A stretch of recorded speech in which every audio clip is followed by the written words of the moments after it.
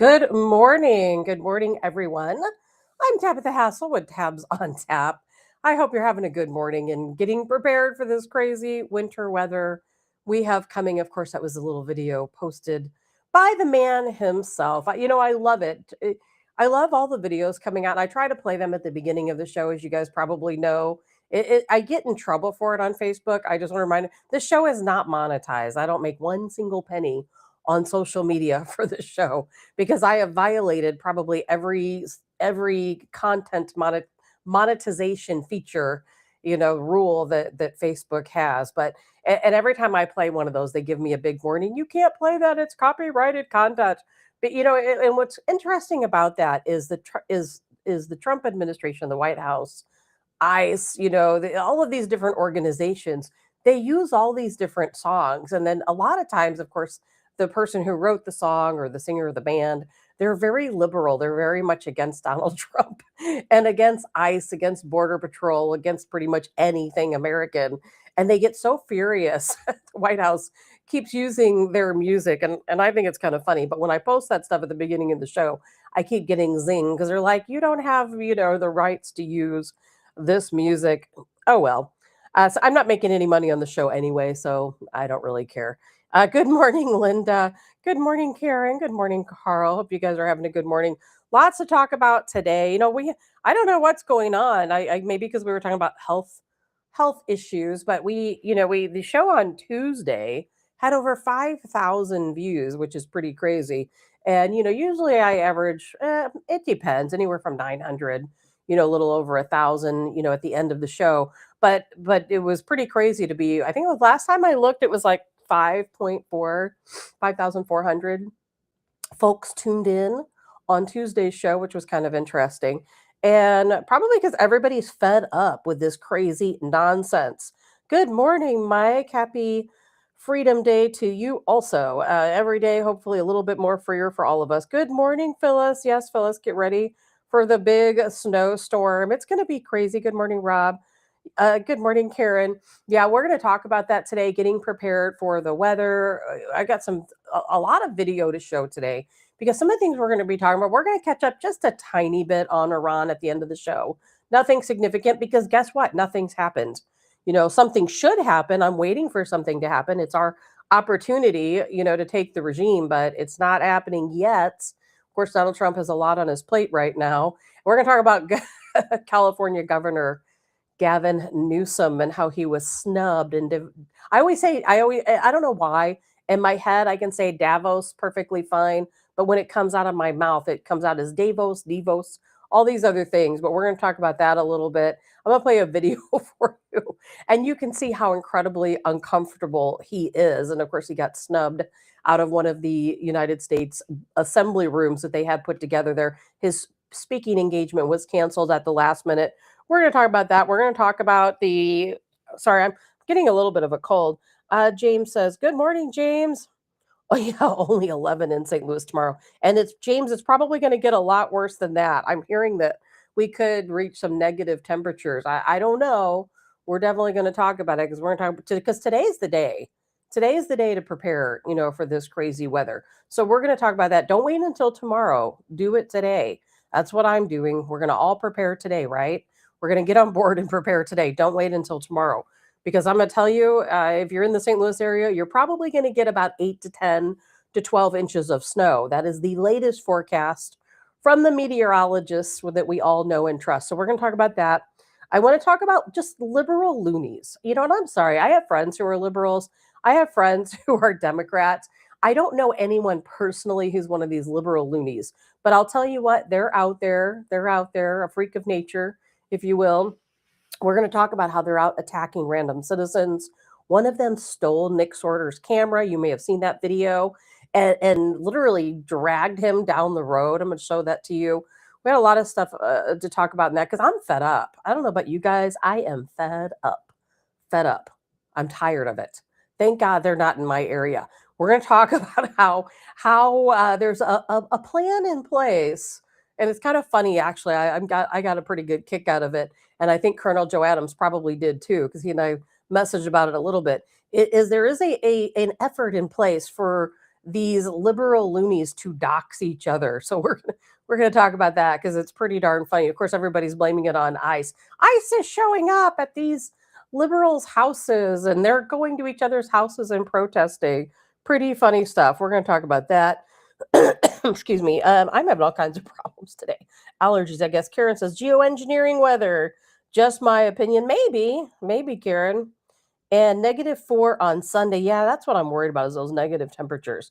Karen says it's going to be really cold here Saturday, 5 inches, 5 to 8 inches of snow Sunday. Yeah, Karen, it's going to be, you know what? We'll just talk about the weather now. We'll get things started out the right way because I think it needs to be discussed, more probably than anything else we have to talk about today because the weather, what's going to take place is extremely significant. It really is. Now, I'm from Chicago. I don't panic when it snows. I'm used to snow. And like your old grandparents used to say back in the day, I went to school and I walked 20 miles in the dark over hills and through the rivers and through the woods and evaded dangerous animals. Well, I truly did stand at a bus stop in snow up to my waist.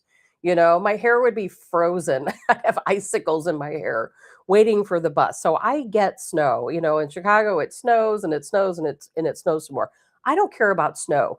But a lot of people in the St. Louis area, if you're listening from the St. Louis area or a lot of the surrounding communities, aren't as familiar as snow as somebody who grew up with it in Chicago. And it's a very different experience here in the St. Louis area. Unfortunately, what we've experienced the past couple significant weather events is that the road crews just haven't kept up. I don't know why. I just don't know why they hadn't gotten ahead of, these winter weather advisories. And I was one of those people. Thank God I have a Jeep, but I was one of those people. I had to leave and go to work during one of those worst days. And it was really bad. And I was driving about 20 miles per hour from my house, which is pretty far away, out to Ronnie's because I work in anti-piracy for those of you who know. So I was going out to Ronnie's in South County working anti-piracy. And then I had to make the trip home. And I'm telling you, it was treacherous. But when duty calls, you have to go to work. So what can you do? So the best thing to do is to make sure, number one, if you have to get out, if you don't have to get out, thank God it's a weekend. A lot of people probably don't work this weekend. Just don't get out. Just don't do it. Because you know what? Even though you might be prepared, what about the idiot next to you? And you all know who those idiots are. I saw them when I was out on the road. And what it is they don't understand that, gee, the roads might be slick. Maybe I should slow down a little bit. Maybe I shouldn't be driving 80 down the highway. Well, those people are going to wipe out potentially into you. So it's better to just stay off the roads. And just the other night I was out and I don't remember where I was, but I was driving home and it was very slick out. My mom was with me and we were driving and she was like, I'm like, look, I didn't even know it snowed. There was like little snow flurries around on the side of the road. She's like, you better probably be careful because there could be black ice. I'm like, you're right. So I slowed down significantly. I'm not a speeder, so I wasn't going over the speed limit to begin with, but I did slow down and just in time. I went over an overpass and sure enough, it didn't look like ice. I didn't see anything. And I just started kind of, skidding a little bit. And then I got a little bit further down the highway and there was a big pile up of trucks. One had jackknifed. Even these trucks had their hazard lights on. Those icy black ice conditions where you're sitting completely still and you're still sliding sideways, no matter what kind of vehicle you have. It was one of those kind of nights. So thank God it doesn't appear that this event is going to bring us any of that freezing rain, sleet, icy conditions. It's going to be snow. So the good news about that snow, I think, from what I understand, the temperatures, I am not a weather person or, meteorologist by any means. I just listen to the experts. But what they're saying is that the weather is going to be cold enough to where the precipitation is going to be snow, but it could potentially be a lot of snow. If you live anywhere along that highway, 70 corridor, as I do, and if you live along Highway 70, you're probably going to see about 8 to 10 inches of snow. Now, the system, of course, can change. We all know the weather is very unpredictable. If that system continues to move a little bit to the north, we could see, up to 20 inches of snow. I don't expect that to happen, but you know how the weather is, it's extremely unpredictable. And likewise, if it moves a little bit to the south, we could have a lot less snow. So it is very unpredictable. But I was watching the local news folks here. Chris Higgins was I can't remember what news station Chris Higgins is with, but he was the last forecast I saw. I saw one with KSDK, and they all seem like they're settling on that number in the St. Louis area and that I-70 corridor all the way down to probably, let's say, South County, a little bit further than South County, is going to be within that 8 to 10 inches. So that's a pretty significant amount of snow. Let's see. Kieran says it's going to be really cold here. Saturday, 5 to 8 inches of snow, and then Sunday. Yeah, it's gonna be pretty crazy. And Mary says this looks like Gavin. And James says my nephew lives in Wrigleyville. Oh yeah, yep. Then he knows all about this crazy weather. Carl says I'd rather have 10 inches of snow than any ice, the frozen kind of ice. Well, I agree. I don't know if you guys remember, but we had that bad ice storm. What was that, like 2007? 2009, I can't remember, but we had a really bad ice storm, and I remember I lived, the property was surrounded by the woods, and I can remember it icing and hearing the trees. Trees were just snapping in half from the ice. My power was out for I think a week, maybe something like that. I ended up leaving and going out of town because I had no power and no timeline on when the power was going to be restored. So thankfully, this doesn't seem like that type of event. But there are things you can do to prepare. I myself, I usually am out in my car. There's things I just have to do, and I just cannot, usually stay in. And I could get called into work. I don't know what might happen. I buy those little pocket warmers. You know what they are? They're like $1 for a couple of those. And I'll tell you what, if you get stranded or you get yourself in a serious situation, those things could seriously potentially save your life because they will keep you at least from getting hypothermia because you can put them in your hands or on your wrists so that they can kind of continue to warm up your blood that's circulating through your body. So think about that. I got locked out of my car one time in the freezing cold, and thank God I had some of those hand warmers, and the kind I'm talking about where you open the packet, and I don't know what kind of material is in there, but it gets hot. You can put them in your pocket, you can put them on your body. They make big ones, they make small ones. I buy those in boxes. So I have a ton of those. I keep those in the car. That's always a good thing to do. Always keep your, some non-perishables. I always tell people if you're not allergic to peanuts, I don't even like peanut butter, but I'll tell you what, take a jar of peanut butter and put it in your car. Because if you're not allergic to peanuts, peanut butter, either one can sustain you for a very long time with those nutrients. Obviously, always make sure you have a little bit of water with you as well. One of the things I'm going to be doing today, I'm going to make sure my vehicles have full tanks of gas. That's always a good place to start now, isn't it? Let's see. And Vernon says driving in snow is better when it's colder. Yeah, that's true. It gets stickier when warm and snowing. And Margie, thank you. Hot hands. I was going to bring some on here to show everyone, but I couldn't remember just now what they were called. Hot hands. That would be the answer. Hot hands. They come in big sizes where you can put them in a vest or a jacket, and they will really keep you warm. But even just those little tiny pocket ones, if you put them in the right spots on your hands and wrists, they will continue to circulate and make your blood a little bit warmer. Good morning, Adrian. Good to see you this morning. So hot hands, that's what I was looking for, hot hands. So make sure you have some water, some type of food in your car, some type of something to keep you warm just in case. And you know what? Don't get out of your car. I know people say if something crazy happens, get out of your car, walk. Don't do that. Do you guys remember? I think was it in Chicago? I can't remember. I think it was. Was it Chicago or New York? A couple years ago, they had a really bad snowstorm. People were stranded on the highways. People got out of their car and they froze to death. They froze to death. And some people froze to death inside their vehicles as well because they were not prepared. They weren't expecting to get stranded in their vehicles. So make sure you have a plan. Make sure your cell phones are charged up. If you have one of those little battery packs that you can, if your car dies, your battery dies, you're not able to charge your phone, make sure you have one of those little packs, battery packs, so you can charge up your cell phone. Those are just some very basic things. There's a lot of other tips out there you can do, but just make sure you have a way to stay warm, a way to contact people, some hydration. I don't expect you to have to be in your car long enough to need some food, but you know what? You never know if things get super, super crazy. You just don't know. Good morning, Sandy. Good morning, Robert. So be prepared. Now, thankfully, again, we're not going to have ice, but again, the weather can shift. You just don't know.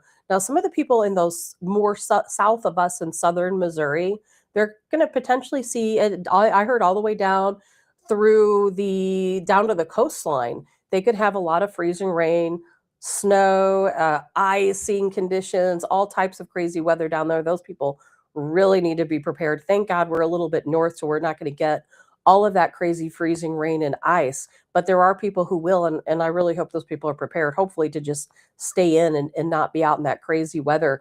But for us, 8 to 10 inches of snow, most likely, nothing too crazy. I'm going to go out and I've got to buy some straw to put into my chicken run for my little chickens. I just want to make sure they're a little extra cozy for this weather. Make sure they've got everything that they need. So I don't it's not real close to the house. I don't want to have to walk back and forth out there. But 8 to 10 inches of snow, they'll have the roads cleared probably by Sunday. You'll be able to drive a little bit. I know it's still going to snow on Sunday. Monday for sure they'll have them open for your Monday morning commute. I don't expect anything too crazy. I don't think any of us are going to be stuck in our homes and not be able to get out. So please don't panic.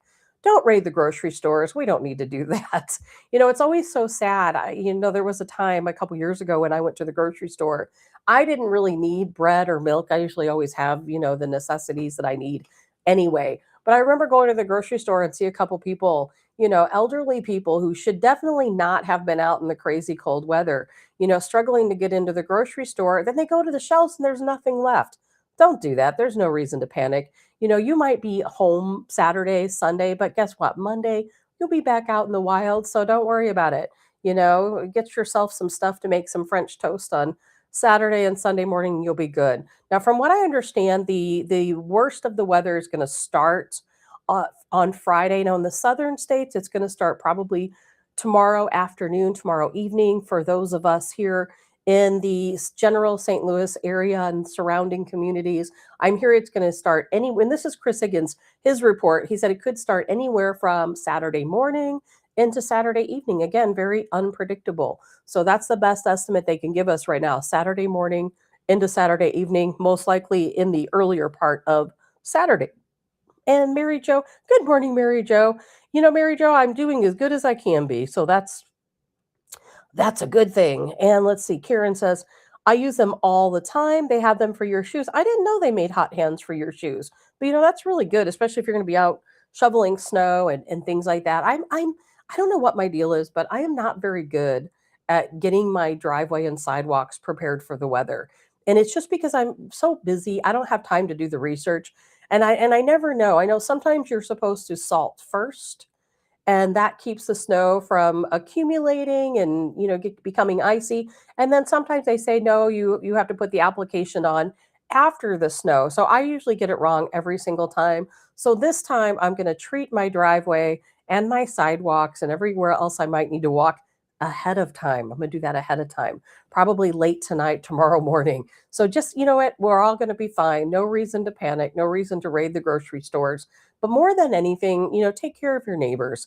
That's always my biggest worry is we all have elderly neighbors, disabled neighbors, people who just cannot get out.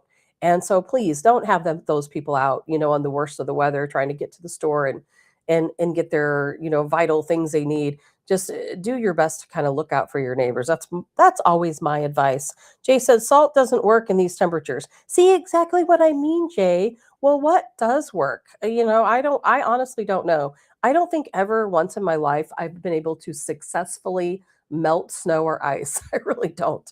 I've put down treatment before the snow and ice. I've put it down after the snow and ice. I've done both. And never once have I successfully treated the ice. I don't know how people do it. I really don't. If anybody knows, please tell me because I'm going to give it a good try. And Jay says, as someone who worked outside for 20 years, this is dangerous weather. Jay, you're right, because hypothermia can set in, very quickly. People can easily slip and fall. You can really hurt yourself. That's why I said, Saturday, Sunday, better not to get out at all. If you don't have to get out, don't get out. Let's see. Sandy says, great to pre treat. Rob says, always pre-salt. Someone should tell MoDOT. Exactly, Rob. We were just talking about that. Tell MoDOT. MoDOT and IDOT. They better get out and they better get busy. They have no excuse this time because they have had plenty of warning that something's coming, whether it's 1 inch or whether it's 20 inches. The predictions are all over the board. But you know what? They have plenty of warning to get out and take care of the roads. And I really do have confidence that they will do that. I really do. This last storm that came through, I heard that the situation wasn't that they didn't have the crew or the staff, they just didn't give the correct orders. So hopefully they've learned by those mistakes. I know they were really called out for it. I hope they get out and pre-treat the roads. I really think that by Monday morning the commute's going to be pretty good. Maybe not the best, but by Monday evening I think it'll be a whole lot better. Jay says at 20 below, you can get frostbite in minutes. Yeah, that's why it's better. Seriously, take Jay's advice. And Jay, if you have more advice, definitely tell us. If you have any advice, definitely let us know in the comment section. But yeah, better on Saturday, Sunday. Don't get out. Do all of your preparation today. Go out and get whatever you need from the grocery store. Do all of that stuff today. So tomorrow you're prepared. You're ready if it comes through. I know for me a big worry is frozen pipes. In my house, I have city water for most of everything in the house, but this house is really weird. All of the toilets in this house, I think it's only the toilets. They're all on. I think there's five or six toilets in this house. I can't remember, but they're all on a well system. So I have a well pump set up in the garage. And last year, I didn't learn my lesson well enough, and it froze. And I'm like, why are the toilets not working? It's because the pump froze. So now I have a heater dedicated to just being on that line. So if you have those sensitive areas, make sure you put some type of heat system on those pipes that freeze most often. You don't want a broken pipe. That is for sure. I always let my pipes, and some people say it's a myth, some don't. I always let all my sinks drip just a little bit, just not enough for a stream, but just a steady drip to make sure that things keep flowing. And let's see, Jay says, I have to drip my water. Yeah, me too. Me too, Jay. Carl says, don't forget gas for your generators. Yeah, if you have a generator, definitely make sure you have gas. I don't expect in our area, if you're in the St. Louis area, for things to get so crazy where you're going to lose power. But you know what? You never know. Heavy snow accumulations can sometimes affect power lines. But for those folks south of us, they're going to really get hit with some freezing cold and rain. We're going to have those power lines snap and the trees snap like we had in that storm back in the 2000. Robert says use heat tape. Mine is attached to the electric blower motor on the furnace. That's a really good idea. Let's see. Moving water doesn't freeze. Exactly, Jay. And that is excellent advice. Let's see. Jay says layers, layers, layers is key. And Jay, I agree. When I have to go outside in cold weather, I always do dress in layers. And Glessna, I know Glessna's in the upper peninsula of Michigan. She's going to be negative 23 tonight. I saw that some of these areas just a little bit to the north of us are going to be negative 36, negative 40. I've even heard some estimates it could be as low as negative 50 this weekend. That's some serious, serious weather and extremely dangerous. And Gless, I know you know what to do in that kind of weather. But if you're one of those areas, man, be prepared. Do not get out. That's my best advice. Get prepared today. Do not be out. Do not go out if you do not have to. And let's see, Glenn says, I used to shovel my elderly neighbor's driveways. When she moved, she asked me if I wanted her commercial grade snowblower. Oh, that's so nice. Jay, you wish you knew. I bet you do. Glenn, I bet you wish you did know. So you could have gone out and used her commercial grade snowblower to clear her driveway and yourself, right? And Mary Jo says, I will be in with my fur babies. That is the best place to be. Jay says, only treat with liquid salt because rock salt will be a waste. Jay, I didn't know that. Where do you find liquid salt? I don't know if I've ever, yeah, I think I've seen liquid salt. I've got to go out and get some today. So I'm going to be taking a look for that. Good morning, Michelle. And yeah, so guys, definitely stay in. Please stay in. It is not worth getting out, not worth it for you, your family, or anyone else to get out in this crazy weather. Get out today, get your prep done. Keep an eye on the weather. Keep an eye on what they're telling you because it's going to change. It is absolutely going to change. Even the best meteorologists, that I've come in contact with, even they're saying today, we don't know exactly what's going to happen. This storm system could come in, it could go further north, it could go further south. I don't expect it to go so far north that we in the St. Louis area are going to get that freezing rain and sleet. But you know what? You never know. You just never know. Most likely, that's probably not going to happen, but we are at least going to get probably a good 8 to 10 inches of snow, and maybe more if that line shifts up just a little bit. That could certainly happen. And let's see, Robert says, I have a full winter kit in the truck with everything needed if the car can't protect me. And see, that's what you have to do. You just have to be prepared. Jay says some areas to the south, they are saying up to an inch of ice. Yeah, Jay, that's what I was saying. It's gonna be bad to the south, and their weather's gonna start tomorrow. Some as early potentially as tomorrow afternoon. And I'm very worried about those people. I don't know the exact line because of the storm system moving so much, but it could be, southern Missouri all the way down to the coast. It's going to be freezing rain, ice, like you said, up to an inch or more of ice accumulation. And those people, think about that. I mean, that takes a long time to recover from that type of icy situation because they are definitely going to have power lines down. Those people are definitely going to have snapped trees. They're going to have a lot of problems. And I can guarantee you, I haven't checked on it, but I'll bet you anyway, our very brave linemen are already on their way to those areas ahead of the storm because they know what those people are going to be facing. So I do hope those people are taking those precautions. If you're anyone listening from down that area, down south, definitely get prepared for that ice. Be prepared to not leave.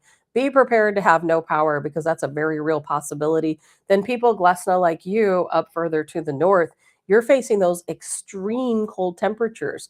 I mean, I can't even imagine -23 tonight. Us here in the St. Louis area, we're going to have some negative temperatures too. So definitely be prepared, be prepared. And let's see here.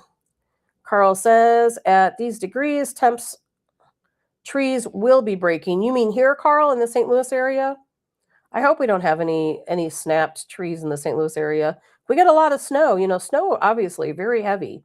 A lot of people, whenever they have a heavy accumulation of snow, I've seen people have their roofs cave in different areas if you don't have a strong roof. I've heard of a lot of different things that can happen. So that's why it's always better to be prepared. I don't expect things to get too crazy in St. Louis, but better to be prepared. Just don't take everything from the grocery store. Take some, leave some for everybody else. Trying to scroll in the comments, but my laptop's just not like letting me get a hold of. Oh, there we go, the little thing. Jay says Channel 4 said 3 to 7 possible.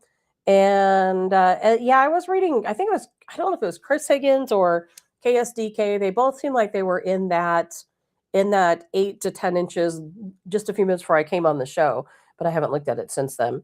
Jay says my son and future daughter-in-law live in Texas and they are getting snow in man.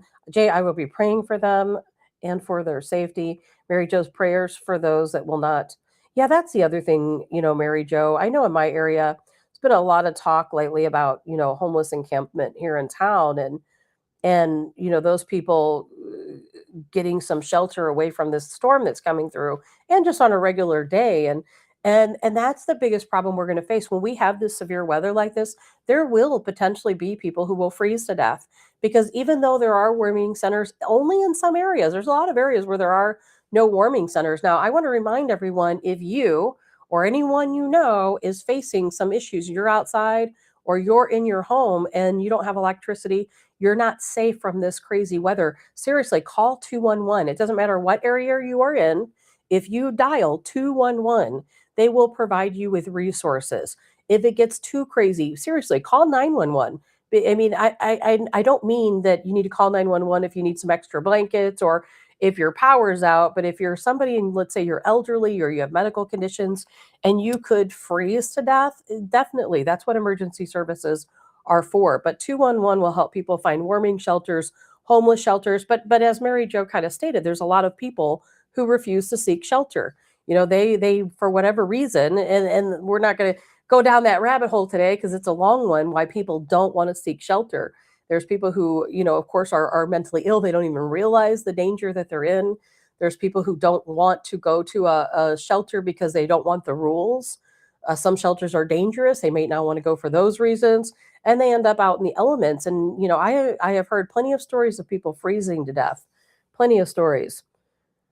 And let's see here. Robert, it's interesting that you say that. Robert says, I have heard that if it gets really cold, some trees can explode. I was just reading an article last night talking about exploding trees. Now, I hope that doesn't happen because I have a couple hundred trees around here. I do not want any trees to explode. That would be a very bad situation. But it also makes sense that that could potentially happen. It is funny because there are some articles out there about exploding trees. I was just reading one of them. And let's see, like I said, I'm having some issues with my comments. I know Sandy said something about having some family in Arkansas, and they're definitely probably going to be getting the sleet and freezing rain down that way. Jay says they are saying light and powdery here due to the dry air. Well, I think light and powdery is probably good than wet and mushy, in my opinion, if you have to get out and drive. And Carl says, yep, the single digit temps will do it if there's wind. Yeah, I haven't heard. Well, that is one thing I haven't heard. I haven't heard anything about the wind as of yet. Jay says, I'm putting insulated plastic on my windows. So, Jay, that's a good idea too. I have way too many windows. I'm not going to do that, but I think that's a really good idea. And Robert says, pride can kill. You are absolutely right about that, Robert. And if you need help, seek help. Don't let pride get in the way. Mary says, good morning, Mary. I hope it's 1 inch, LOL. At 73, I hate going to scrape snow and ice, off the car. It sits outside, but do it every time. Mary, how about this? If you can, just stay inside. Don't go out there and mess with your car. I'm not going to do anything with my vehicles. I am going to make sure I have full tanks of gas. I'm not going to do anything else. I know that's the other thing you got to remember is that a lot of people have problems with their tires going flat and extreme cold temperatures and your battery not starting. So those are some things to keep in mind. I have one of those little battery chargers for the car where you plug it in the house, let the battery charge up. You don't need to hook it to another vehicle. So if you just have your own vehicle, there's no one there to jump start it. You can use this little jump starter to put on your battery. You guys all probably know what I'm talking about. Those things come in very, very handy. And let's see here. Mary Jo says there's a lady with mental health issues who was reported here in the area that was walking around last night. Yeah, Mary Jo, those are, that's a bad situation. And we hear that through every single storm. And you can't force people to take shelter. Now, Donald Trump is working on legislation to where you can force people against their will to take shelter if it's for their own good, whether that's for mental health reasons or other reasons, because, some people just don't have the ability or the capacity to understand that they're in danger. And let's see, Jay says, very windy starting later this evening. Well, thank you for that, Jay. I had no idea. I hadn't heard anything about the weather. Jay says, exploding trees in areas at 40 and 50 below. Yeah, that's definitely going to, I don't think we're going to have that, but that's definitely going to happen up probably in Glesna's area. And Jay says, I like snow on TV in other states. You and me both. You and me both. I hate snow. I'm just going to tell you right now. I hate snow and I hate cold weather. I'm one of those people where I'm cold all the time anyway, even in the summertime. A cool breeze comes through and I'm freezing. I hate cold weather. Jay says, battery, tender, or jump pack. That's what I think I have as a jump pack. And good morning, Jeannie. Let's see. Jay says mental hospitals long overdue. I know, bring back the mental hospitals, right? We need them now more than ever. We're going to be talking about that in a minute. Sandy says I have a windshield cover, and it covers. Let's see here. Oh, your side mirrors too. That's a good idea. That's a really good idea. I know I bought my son a car cover for his car. I hope he takes use of it and gets that done. So if I keep pressing these buttons, I'm going to end up doing something really wrong. make sure keep an eye out on the weather today. Get prepared today. We see any headlights or if you, a headlight, I just need to go back to bed and start all over. I can't get my words right today. If you see any headlines, if anything changes, during the show, I'm not looking at the news. So definitely let me know if you see any updates. Last I heard this morning was in the St. Louis area about 8 to 10 inches. Now that can change significantly in any different direction. We could go down to getting a dusting and just those extreme temperatures with just a little bit of snow, or we could end up with less of those cold temperatures and more snow. So we will see what happens. But we got lots more to talk about today. Mary says, I have a windshield cover also, but it's a pain. Yeah, I bet I don't mess with stuff like that. One thing I did at the very beginning of the winter season is I went out and I bought a bunch of snow melt. I used a lot of snow melt in that last storm, and I guess I did it wrong because it did absolutely nothing. But of course, I buy that pet friendly stuff. I'm not going to do that this time. My brother has a dog. My brother, I think you guys know, lives on a cabin on the property, and he has a dog that I'm just going to tell him to keep the dog out of the driveway. And I'm going to get the regular, I think I'm going to take Jay's advice and get that liquid melt because I want to make sure it works this time. And I've got a Jeep. I've got big tires. I'll be okay either way. Mary says, I will check on others, but stay inside. Solar lights work if you have them. If you lose power, make sure you have them fully charged. Yeah, I have a ton of candles in the house, so I'm counting on those. I don't expect to lose power. I don't think many of us will. But you know what? Again, you never know. You just never know. Good morning, Josh. Good to see you this morning. And Robert says, Trump, Canada lives because of us. Oh, we're going to talk about Canada. We're definitely going to, as a matter of fact, we'll talk about Canada here in just a second. Jeannie, yeah, we're getting 0 to 18 inches. I'm betting on the higher end. Yeah, I'm betting on the higher end myself. Jay says I have a 4x4, so I don't shovel. Yeah, I don't shovel, but I want to make sure I have a ton of deliveries and different things going on. I want to make sure my driveway is fairly clear. I have family members coming and going, so I want to make sure that do not have four-wheel drives. I want to make sure they can get out. And my son has his new Mustang. He'll never get out in this crazy mess. I don't know what he's going to do. But either way, be safe no matter what you do. And we're going to have a show tomorrow. So we're going to update tomorrow. We're going to talk more about it tomorrow also. We got a lot of things, as a matter of fact, talk about tomorrow. We're going to touch back on some of the topics we talked about on Tuesday, talking about health, talking about nutrition, talking about UFOs, aliens, some of the disclosures we've been hearing. It's going to kind of be a fun Friday while we're all sitting in and preparing. One of the favorite things I have for prepping for winter, believe it or not, is that what do you call that? The windshield wiper fluid that doesn't ice up. You know what I mean? It's purple. As soon as winter started, that's the first thing I went out and did. I bought like 4 jugs of that stuff because there is nothing I hate more than my wiper fluid freezing. Then you have to get out. And I'll tell you, when I was younger and dumber and I didn't prepare, ahead of time, that was always my biggest pet peeve. I'd be out, my windshield wipers would be frozen. I got snow all over the windshield. People are kicking up dirt. Next thing you know, I've got this big dirt covering across my windshield. So now I always go out and I buy that purple stuff that is like a de-icer for your windshield wipers. And man, that stuff has saved me many, many times over. And let's see, Karen, make sure your generator is fully charged. Agree. If you have a generator, you know what? Make sure it is prepared. If you don't have a generator, make sure you have a backup plan just in case. I don't think it's going to get that crazy in St. Louis, maybe the surrounding areas, but always have a plan just in case. Because as you know, if you guys were around during that storm, again, I can't remember. We had one couple of years where we had 2 crazy storms.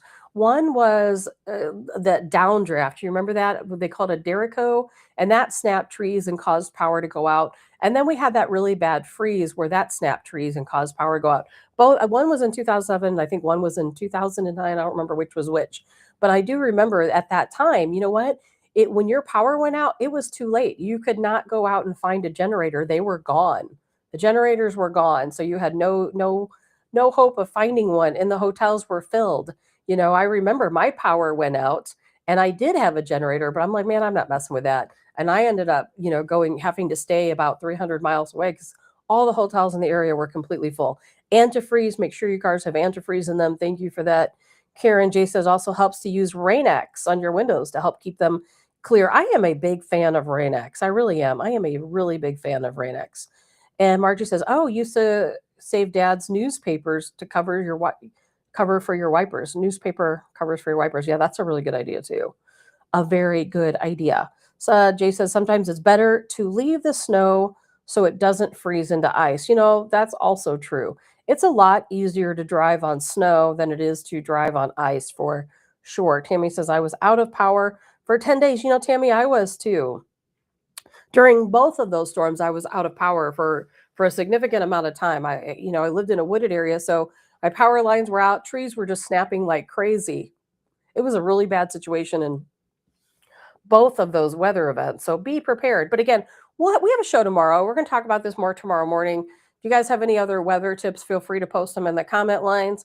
Message me. I'll be glad to talk about it tomorrow morning. But we got a lot more to talk about today because there is so much going on.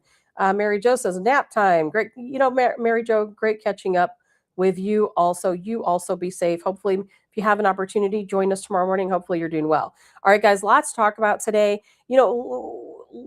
Let's see here. What did you just mention? There was something that Canada. Let's talk about Canada really quick. I was planning on talking about it, forgot about it, and you guys reminded me. I guess you guys probably heard that Canada did a simulation of what would happen if they were at war with the United States.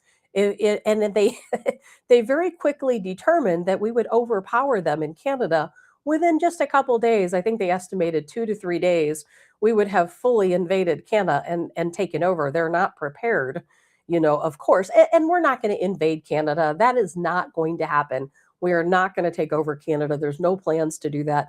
Donald Trump has not even mentioned invading Canada. But I think they're just, of course, because they're the country's ran by a bunch of liberals. I love Canadians, by the way. I absolutely adore them. Unfortunately, their leadership is pretty bad. And their leadership, of course, thinks, oh, Donald Trump wants to invade Canada. They're going to try to take us over. That's not going to happen. But if it did, guess what? We would, and we would do it successfully. And in their simulations, they came to the same conclusion, which I thought was pretty darn funny. Let's see here. Josh says, make sure you check on your elderly neighbors. That's right, Josh. That's the best tip of all. If you are going to the store, be kind and ask if there is anything they need. Make sure everyone has their basic needs met. I agree. Like I said the other day, it was so upsetting to me one time going to the grocery store and it's -degrees out. The roads are icy and cold. And I see a couple of elderly people, struggling to get into the store. And then they get in the store. There's no bread, milk, or eggs even left for these people. Please don't hoard, don't take everything. Because guess what? It's a storm system that's going to come through Friday, Saturday, Sunday. Be prepared today, depending on what area you're in. It's either going to start on Friday or Saturday for us in the St. Louis area. Saturday. By Monday, you know what? You're going to be able to get out and you're going to be able to drive. All will be good unless the worst happens, which I don't expect. Glenn says Greenland, USA. This is kind of funny. I don't know. Jay says they really needed a simulation. I know it's pretty funny, isn't it? And Jeannie says the Good Friday tornado. We were out of power for 2 weeks. Yeah, I'll tell you, there's been so much crazy weather. And so most of us know to be prepared, that's for sure. But most people don't prepare either way. Josh says, just bought 2 tubes of Canadian maples, 50, 50 silver ounces at $92 an ounce. Buy as much silver as you can before it goes over $100. I agree, Josh. Get that silver. A good place to go buy silver is auctions because a lot of people sell, items made from silver, not necessarily silver blocks. Silver is very easy for you to melt it down and create your own little silver ingot. So definitely get your silver.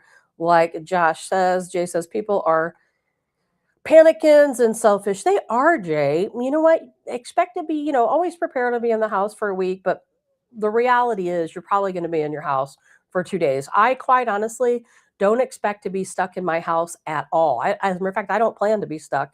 I have a Jeep. I know not everybody does. I will probably be out. I'm not going to the store and preparing. I'm probably going to go to the store on Saturday or Sunday. I'm not worried about it at all. But I know there's a lot of people who shouldn't be out if you don't have a four-wheel drive, if you don't have the tires for getting out, if you're not prepared to go out, just don't do it. It is not worth it. And Glenn says, yeah, global warming. Global warming. But I do think that's funny about Canada. Now, we've talked before about Donald Trump and his advisors. Now, some people blame it on Steve Witkoff. There's a lot of other folks advising Trump. Now, we know that it's probably very frustrating, let's say, to people like J.D. Vance, who, by the way, he and his wife have announced they're expecting their fourth child, which is really exciting news. And a lot of babies around, right? With Carolyn Levitt also expecting this her second child. So there are lots going on in the White House. But I'll tell you, I don't know who Trump's advisors are. I don't know who's giving him this advice, but I think they're really influencing his decisions. And I know that Donald Trump is always going to do things diplomatically. We've said that from day one. But now remember, and I also know he likes to troll people. Come on. We know Donald Trump. We know he likes to troll people. And I know he throws that out there that, hey, but I think it's one of those things where he's kind of passive aggressive where he'll throw it out there. Well, if we want Greenland, we're going to try to, buy it. We'll offer you some money. We'll give the citizens some money and try to buy their votes. But in the end, Greenland is going to be ours, and we'll just take it by force if we need to.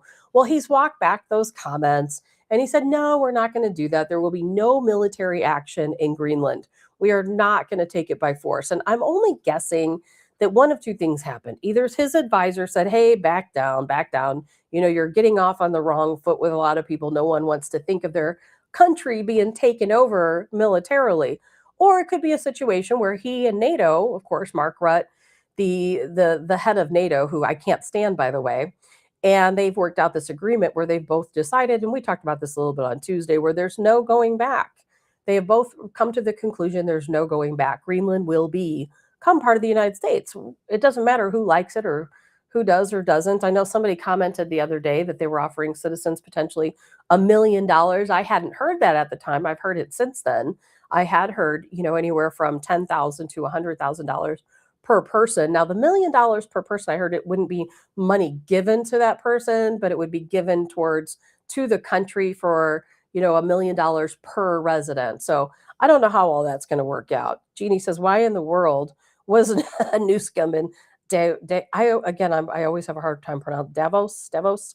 Jay says, I just plan to hibernate for a few days. I'm going to do my best to hibernate, Jay, but I know I've got to drive to Springfield next week to work. So I'm wishing and hoping and crossing my fingers for the best.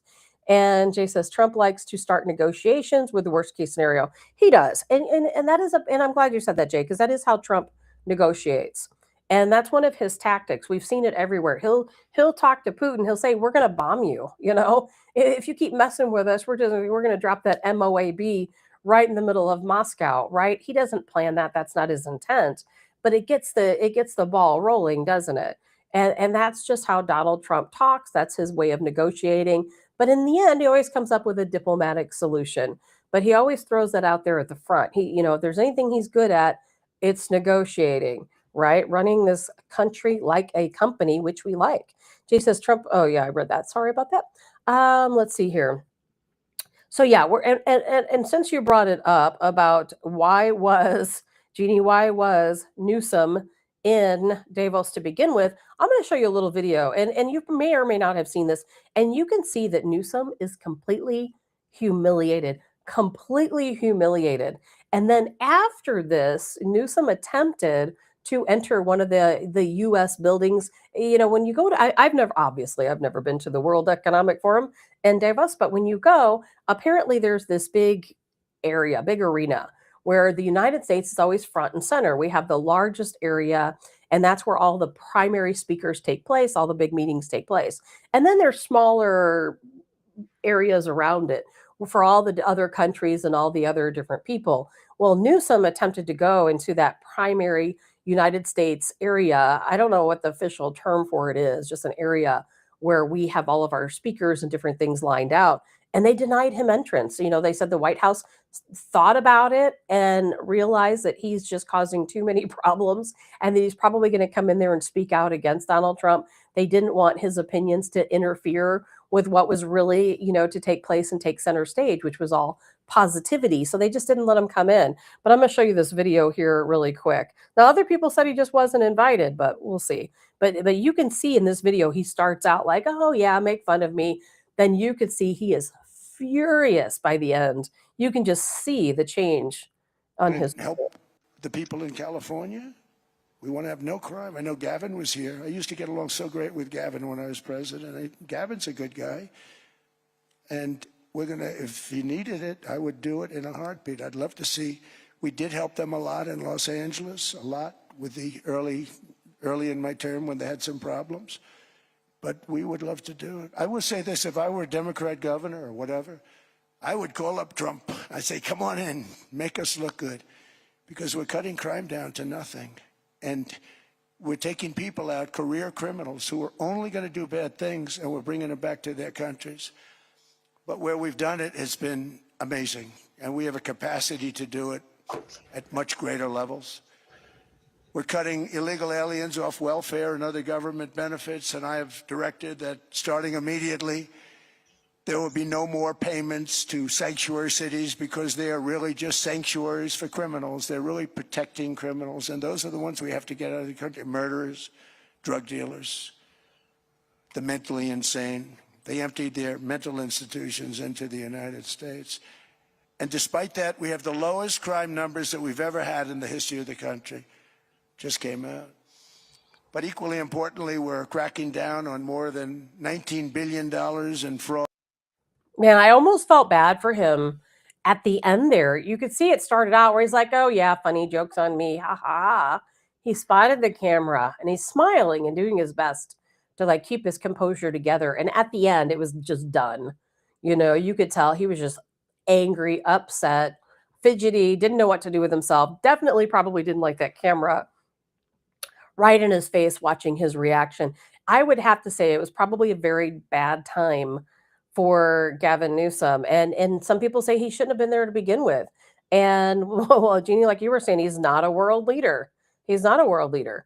And Josh says, thank God for Donald Trump. Imagine what our country would be like with old Cammy as our president. America first. You got that right, Josh. Jay says you love it. I did. When I watched his demeanor change in that video, you could just see the wheels turning. You could see. I kid you not. There's just a tinge of me that felt sorry for him because I'm like, man, this is just piling it onto him. But you know what? Look what he's done to the state of California. And I'm sorry to say, and I hate to say this because I don't like the idea of karma. So I don't want to say he necessarily deserves it, but I will say he brought it upon himself. His actions brought it upon himself. And when he was denied access to that area where Donald Trump was, and they were giving all the big speeches, I'm sure he was even more furious. I haven't heard any statements from him. I don't know what he's going to do now. A lot of people said he was only there because Alex Soros invited him. Now he did have a speech that was to take place in that room, for the United States, and they canceled his speech. Told him he can't come in. He's not welcome here. He is furious. It'll be interesting to see what he has to say next. And Robert says Newsom isn't any kind of leader. Not the kind of leader we need, that's for sure. Kevin says Trump can't cut payments to sanctuary cities, but he can take away their grants for misuse of funds. Yes, he can. And you know what?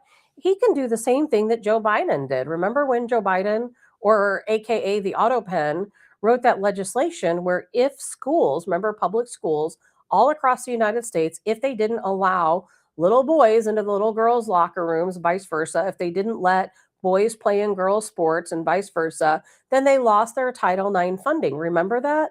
And that is something that Donald Trump can do also to these sanctuary cities. He can take away their funding. Look what's happening in Minneapolis. There's no question ICE is so concentrated in Minneapolis. Last count I saw was they've made over 3,000 arrests in Minneapolis. Why? Because it's a sanctuary city. It's a city that thinks they can protect criminals. What city wants to protect criminals? I do not understand it. And yes, Jeannie, you paid for it, California. You got that right. And Carl says, never feel sorry for that scumbag. Robert says, credit card balances more than 90 days delinquent are now higher than at any point since 2011. More than 12% of credit card loans are seriously delinquent today. Yeah. And look at, we talked one day on the show about the negative equity most people have. So many Americans have in their vehicles negative equity. And the fact that so many people are, what was it, 62,000? Am I right? Was it 62,000 people who are at least two payments behind on their mortgage right now? The number, I probably got that wrong. It's probably a lot higher than that. Maybe it was 62 million, 62 something. Jay says, personally, Davos, and I know it's Davos, I'm going to get it right eventually. Davos is an elitist get together, and I think it's a waste. There's a group of guys, I haven't seen them in a long time making videos, probably because they got blacklisted, but they would go to Davos during the World Economic Forum, and they would get there before all the hoopla started, and they would show what it looked like before and what it looked like after. So everything you see, it's just a big front. It's all theater. When you see the videos and you see all these really neat looking and high tech buildings, that's not even real. It's a facade. What they're doing is they're going in ahead of this big convention and they're putting all of these storefronts up over the real storefronts. And then when the World Economic Forum meeting is done, they take all those back down. So what you're seeing isn't even real. It's pretty wild to watch the process take place. It's like making a movie set, is what it's like. It's really crazy. And Davos. Thank you, Robert. I will never, my brain just can't comprehend it. There are certain words I just can't say. Like, I don't know why. Within my brain, they just don't come out. And so, I don't know. Honestly, I wish Donald Trump wouldn't have even gone. I understand why he went. I do, because he's really working for this Greenland deal. But I wish he would have said, you know what? I am not going to honor you with my presence. I'm not going. I don't like any of you. You don't like me. I'm not going. And not only that, but look at the threat, that he potentially faced. And I heard yesterday that there was some type of chemical smell that came through some of the areas in Davos, and people were going in different directions, running, trying to get away. It was making people nauseous, dizzy, sick, and I never heard what that was. It didn't affect Donald Trump or anyone on his team. It was mostly in the media areas and the control rooms. I never heard an answer to that. But it just goes to show how easy something could happen. You just never know. And Donald Trump has to be very careful everywhere he travels. He is definitely world enemy number one to, guess who? To the cabal, the deep state, not to the people, but to the deep state. And as a matter of fact, I think that Donald Trump, of course, knows this. Yes, his speech was fantastic. Robert said Trump had to go to Davos. Thank you for that, Robert. Yes, he is the leader of the world, and he needs that platform. Jay says, for me, it's Worcestershire. Now, that one I can say. I can't even spell it. Remember if any of you guys used to listen to The Edge, and they had that General McNerney? I can't ever say that guy's name.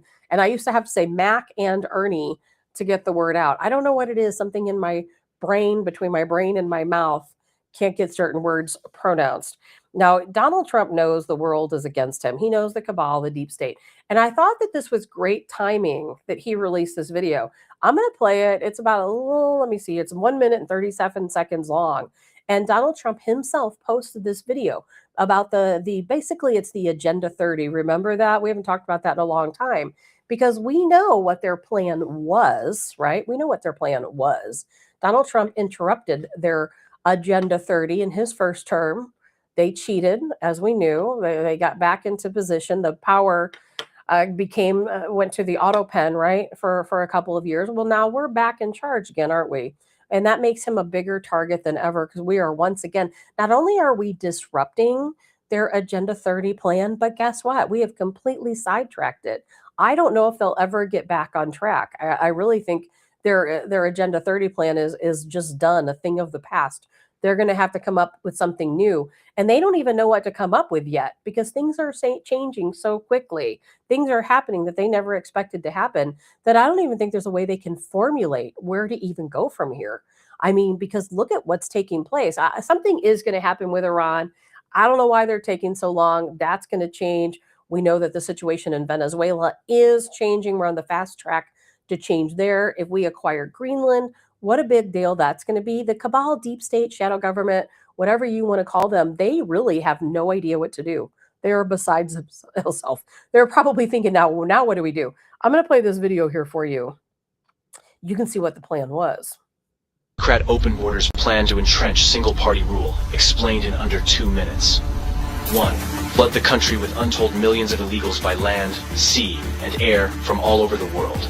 Enough to eclipse the populations of 36 individual U.S. states so far.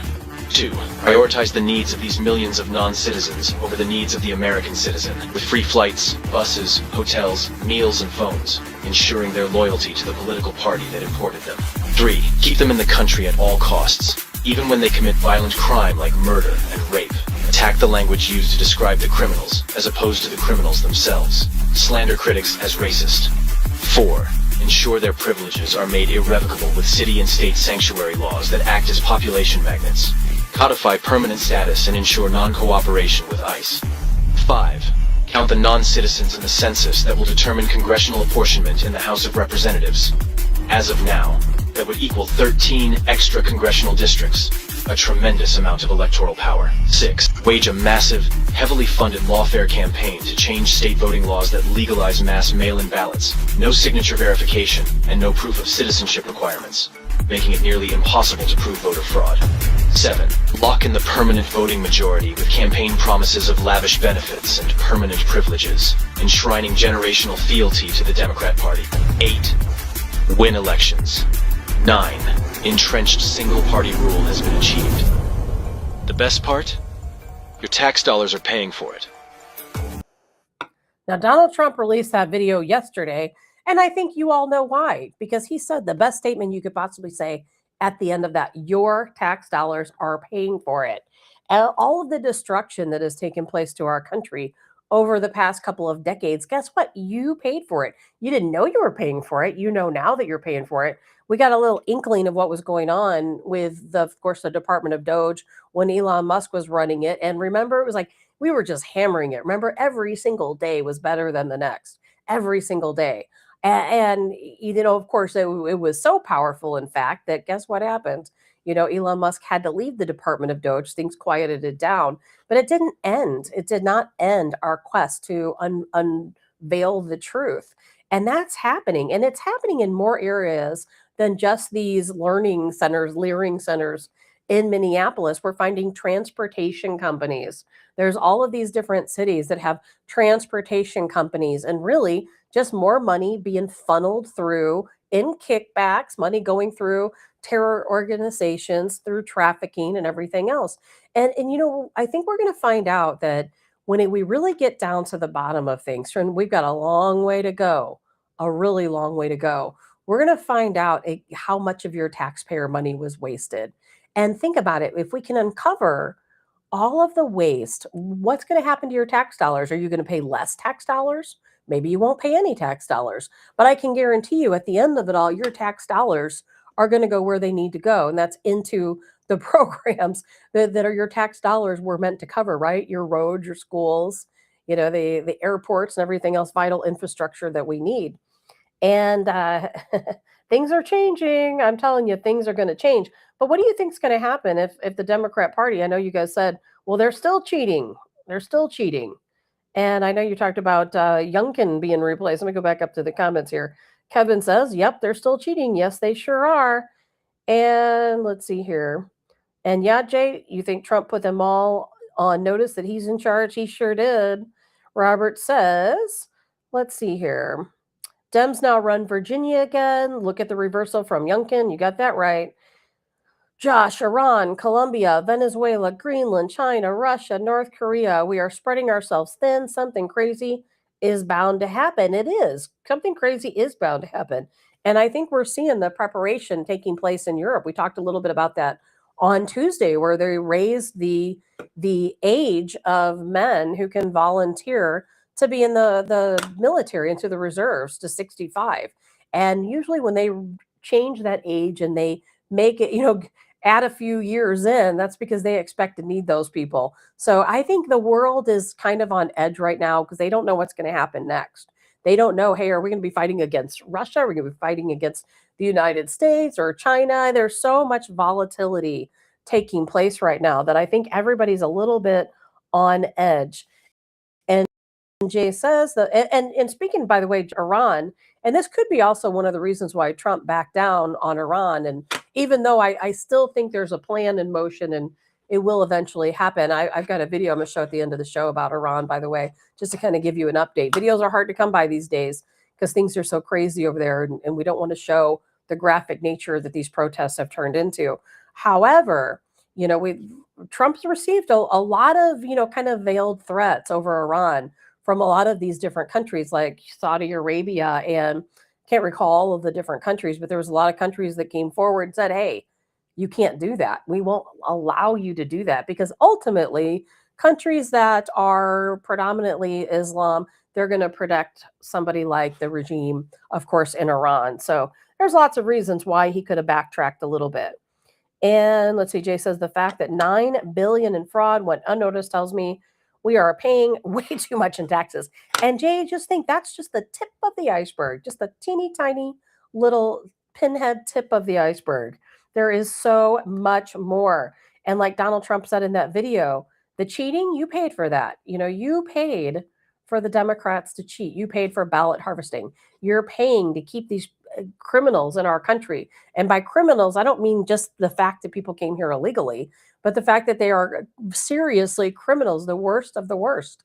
Like Donald Trump said, these other countries, they emptied their mental institutions, they emptied their prisons, and they brought all those people here. And now we have to get them out of our house. That's like opening the doors to your home, and allowing roaches and mice to come in. You can't have it, right? What if all of the neighbors in your community got together and they took all the bugs and all the spiders and all the critters out of their homes and brought them into your home? That's kind of what's happened here. And now we've got to get rid of them. And it is happening. And whether they like it or not, it's going to continue to happen. But I do see it. I don't see how, at least under a Republican Party, that we're going to have to continue paying the amount of taxes everybody's paying. Robert says it's all about the money supply. Trump and the Fed will do everything they can to reflate the economy, yep, meaning that they're about to make the same mistake that Nixon and the Feds made in the mid 1970s, which will bring higher inflation. I hope not. I know at some point we were at a place of hyperinflation already. I don't want to see that happen again. Things are still not great. We're thrilled to death we have Donald Trump. We're thrilled to death the prices of some things are going down. But at the same time, there are still so many people in this country struggling, and it's so easy to see. Yes, it's great that gas prices are down in a lot of areas, but take a walk through the meat section right at the store, and you'll see that there's still a really big problem, things we still have to work on. And Mr. Parnell, it is not just the Democrats in the House and Senate. Let's see here. The Republicans are just as bad with funneling money into the issue. You got that right. I always say I am not a Republican, certainly not a Democrat. I don't support the Republicans in Congress any more than I support the Democrats in Congress, because they're all part of the same party. They're all part of the same group who's getting kickbacks, who's living off of your money. There's a reason why somebody runs for Congress for the right reasons most of the time. They get in, they see how the game is played. They really can't help being part of the game if they want to keep their job. And the next thing they're becoming wealthy millionaires and billionaires, because that is exactly how the game is played. And then, of course, they're going to keep playing that game, and they're going to make a career out of that game. And in the end, you know what? That's your money. That's your money. They're using our own money to destroy us, which is what's insane. I'm all for wiping the slate clean, quite honestly. And let's see, Jeannie says, isn't there supposed to be a bombshell about the election? I thought I heard Bondi say that. There's a lot of bombshells. We're getting a lot of information. Look at the Clintons, right? That they voted to uphold the contempt charges. The Clintons are never going to be charged. They're not going to spend a day in jail. I think we need to just forget about accountability. Accountability's not going to happen. Now, we could get into why is accountability not going to happen, and that would be an entire show of itself, wouldn't it? I remember in Donald Trump's last term, I kept waiting for that accountability. I'm like, we're going to hold people accountable. Remember, there's all those memes of Hillary Clinton in handcuffs and all this other stuff. Nothing happened. Nothing happened. It's not going to happen now either. There's going to be no accountability. We all know that election fraud occurred. There will be no accountability. I promise you that. It's highly unfortunate. I hate it. I don't even like thinking about it, but there's going to be no accountability. We're never going to see accountability on those Epstein files. As a matter of fact, nobody's even talking about it anymore. They haven't even uploaded 2% of the documents. Nobody even cares anymore, because we all know the answer. There's no accountability. Pam Bondi, I don't blame Pam Bondi. I know a lot of people say, I hate Pam Bondi. She's not giving us anything. She's not holding people accountable. She says she's going to do this and she says she's going to do that. But a lot of times Pam Bondi says, I'm not going to arrest anybody. I'm not going to file charges against these people. But here's the question you need to ask yourself. Who is giving her orders? Who's telling her to not file charges, to not hold people accountable? And then you got to think, okay, well, if these orders are coming from a certain place, why is that person giving her these orders? So there's a lot to talk about there, isn't there? A lot to talk about when it comes to that. I can assure you it's not Pam Bondi. It's the folks advising Pam Bondi. And you got to remember who that might be. And then you got to wonder why. That's a topic for another day. And Robert says tax dollars are going to Somalis and the crooks and to terror organizations. A lot of that money in Minneapolis going to, guess where, Al-Shabaab. Al-Shabaab, one of the most dangerous terror groups in the entire world. And we're funding it with your tax dollars. Robert, you're paying for Al-Shabaab to murder people in other countries. And let's see, and threaten us here in our own country. Jay says, I think Trump is intentionally goading the EU. Oh, no question about it. No question about it. And Jay says, makes more sense why Democrats fought to prevent audits in programs or even money sent to Ukraine. Oh, look at Lindsey Graham. He will be the number one, Lindsey Graham. That man, he is the first one to want to jump into war, isn't he?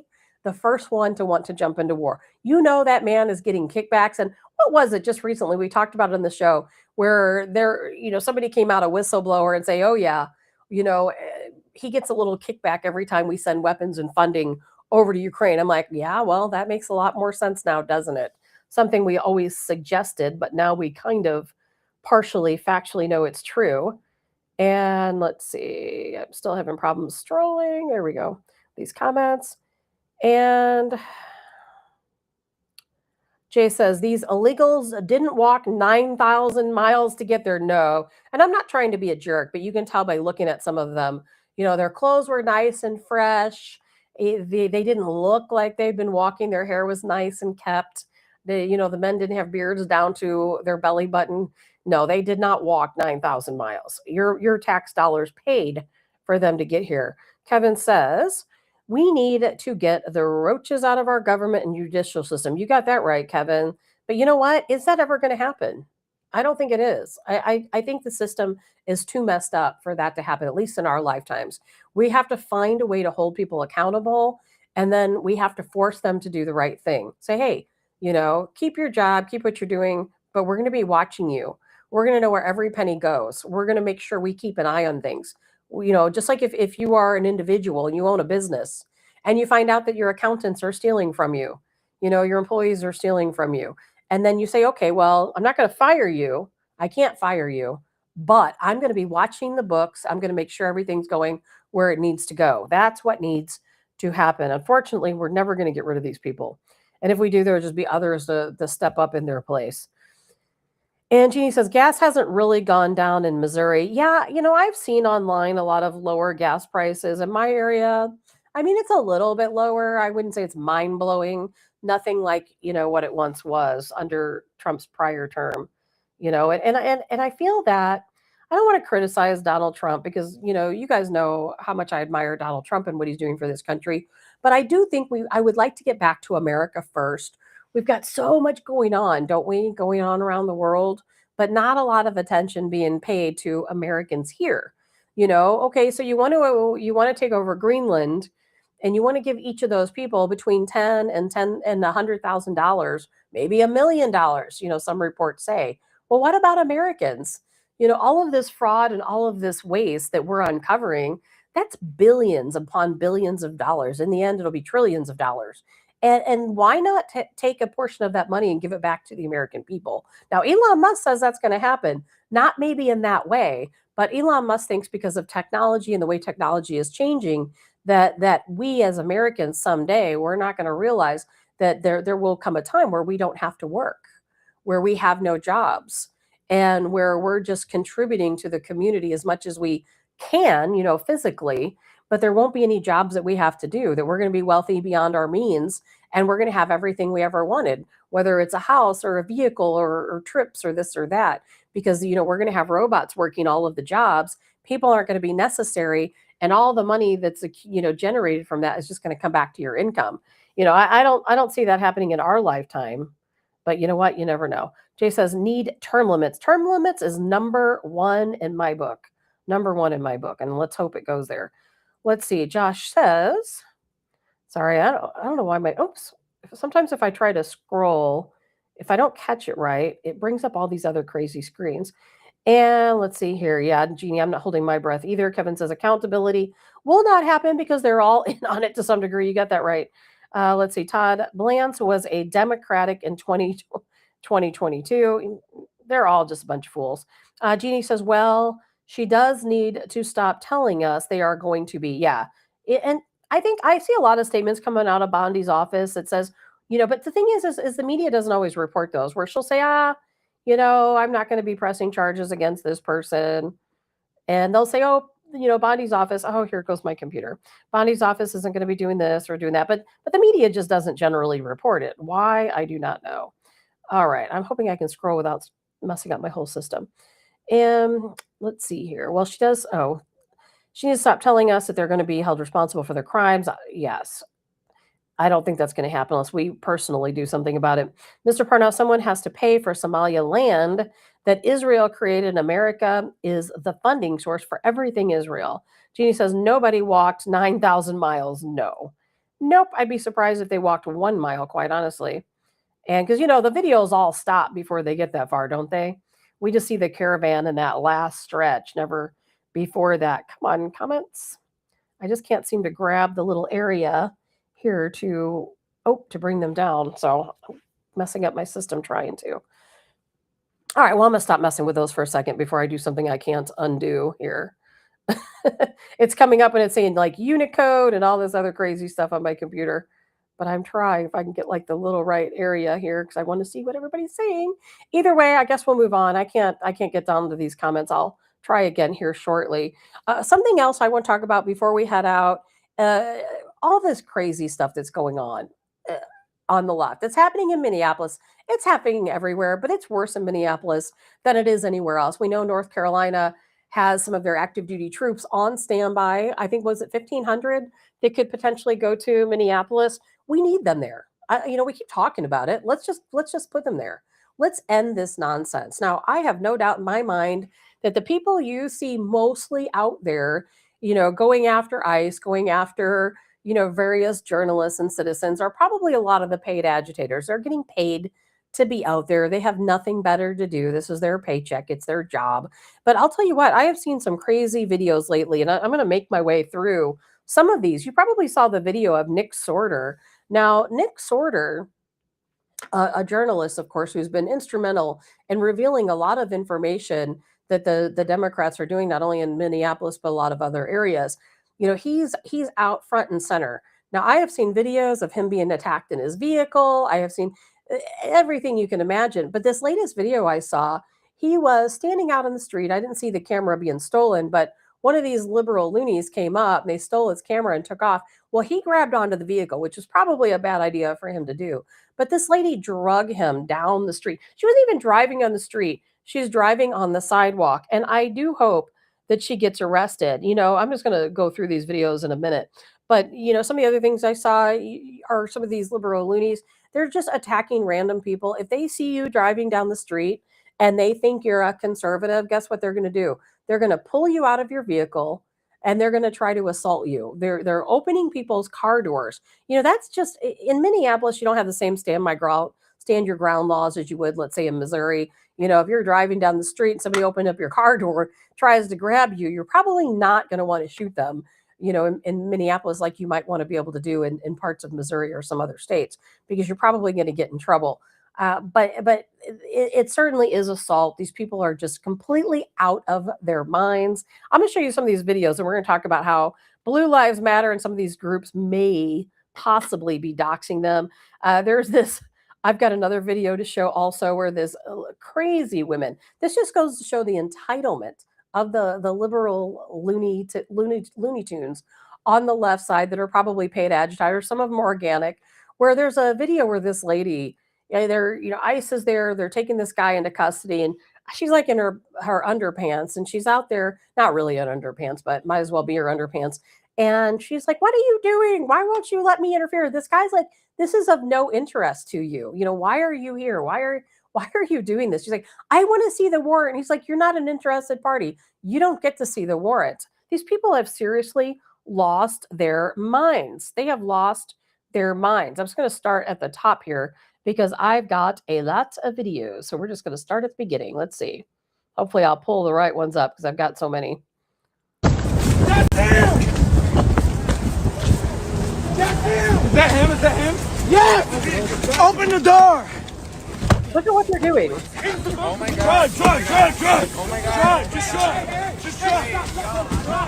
Stop! Wait, let them go! Let them Oh, journalists. Perfect journalists. Pull over! Hey, leave it! Get out of here. Get out of here. No. Y'all just let him leave. It's not working. Hey! We don't know him. Stop it. Let him out. Let him out.